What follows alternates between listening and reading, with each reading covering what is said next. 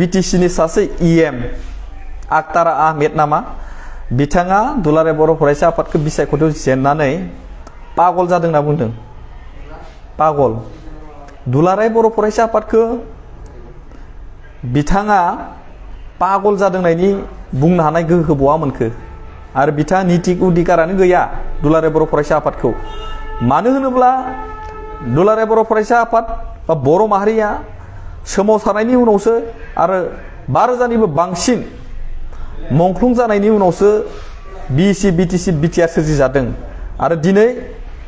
बिटिसिनि बर'फोरनि जि मंख्लंनि आरो बर'फोरनि जि कस्तनि बिनिमयाव सोरजिजानाय बिटिसिनि सासे इएमआ बर'फोरनिनो माहारियारि आफाद एबसुखौ सोंखारिनो बुंनो पागल बुंनाया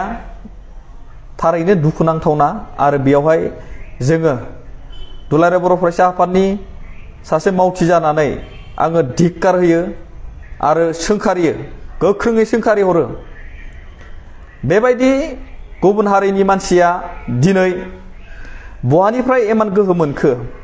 दुलाराय बर' फरायसा आफादखौ थारैनो बाथ्राखौ साननाया गाहाम जोंनि ट्राइबेल माहारिनि फरायसाफोरा जे आसाम सरकारा मोनद' हारिनो जि एसटि होनो नागिरनाय बिनि हेंथायै सोमावसारनाय जादों आरो थांनाय जे 29 नभेम्बर खालि ग्रुप अफ मिनिस्टारनि जि रिकमेन्डेशन एसेम्ब्लियाव गथायनाय स्पिकार बिथांनिसिम गथायनाय बै सानखालि जोंनि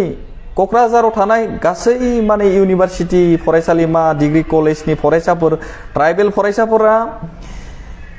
मोनद' हारिनो एसटि होनो थांनायनि हेंथायै सोमावसारनानै बिटिसि सेक्रेटारियेटआव गावसोरनि आबेग दुखु मोननायजों बुफायला बुफायसि खालामनायनि उनाव बे जाथायखौ लानानै बिटिसिनि इएम आक्तार आहमेद बिथाङा इउपिपिएल आरो एबसुआ बिसायख'थियाव जेननानै पागल जादों होनना बुंनाया थारैनो जोबोद दुखुनांथावना मानो होनब्ला बिथांमोना राजखान्थिनि मानसि इउपिपिएल बिजेपि कंग्रेस मा बुङो बुंलायबाय था